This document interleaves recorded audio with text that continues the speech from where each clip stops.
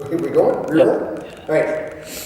Welcome to SST Milton Monday. We're going to talk a little bit today about overhead pressing, the lost art, if you will, of overhead pressing.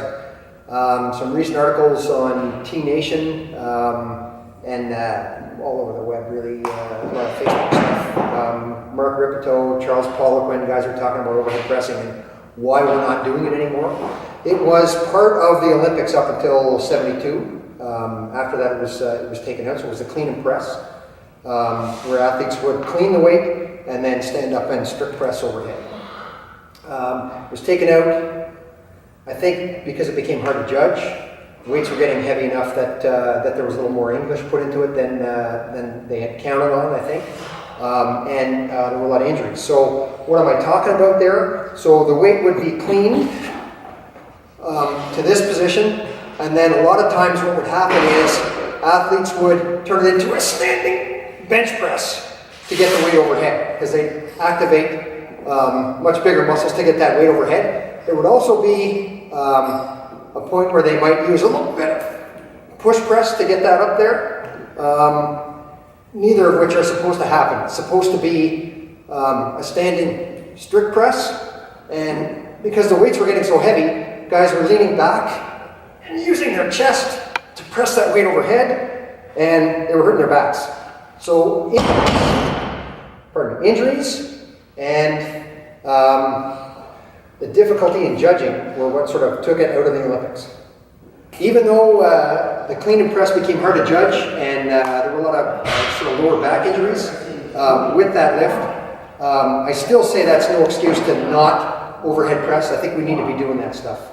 In the 70s, every gym in North America, guys were overhead pressing, and I dare say the vast majority could overhead press body weight. You'd be hard pressed to find guys in any gym in North America now where guys could actually overhead press their body weight. Between the sort of 80s and now, everybody benches. Why does everybody bench? Because they can use bigger weights. It's more impressive, if you will.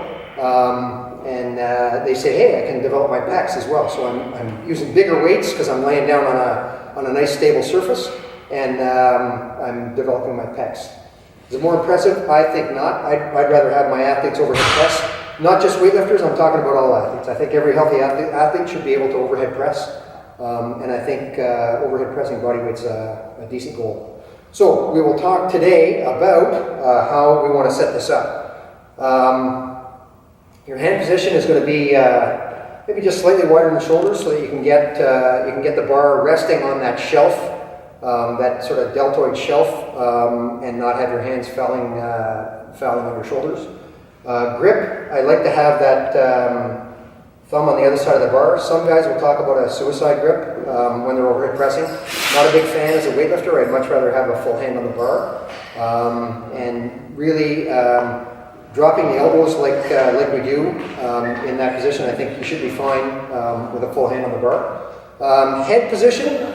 Once we get that bar up on that shelf there, you want to make sure that your neck is sort of packed down and back, and your chin's out of the way of the bar. You want to make sure that you don't clip it with the bar on the way up. So everything's sort of back, eyes just sort of above the horizon, maybe above mid-wall there.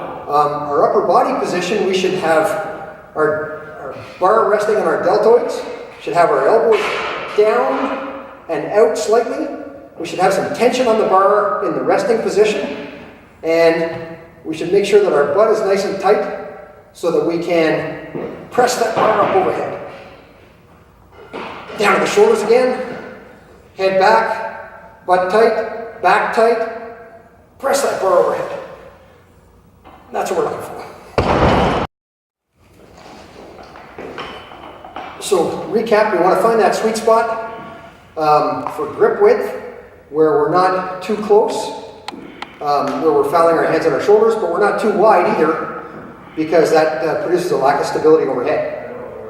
We want that full grip on the bar, head back and down, eyes up, resting the bar on the deltoids, nice tight upper back, tight butt, and press. So that's a little recap of our overhead press. We like that for all athletes. Really not much you can do as far as getting hurt there, as long as you're healthy to begin with, and the technique is coached properly. Thanks for joining us, SST Milton Monday. We talked about overhead press. Next week we'll talk about some variations on that. We may talk about press from behind the neck, snatch grip press, push press. There may be some transition into the jerk after that. Join us next week, SST Milton Monday.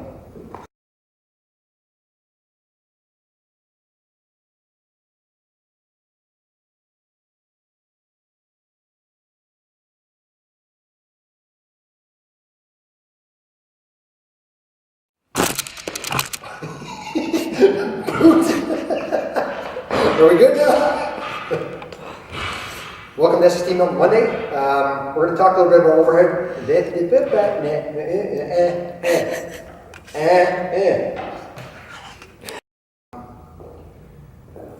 don't know what I want to say. What do I want to say? What do I want to say? Next week. Yeah.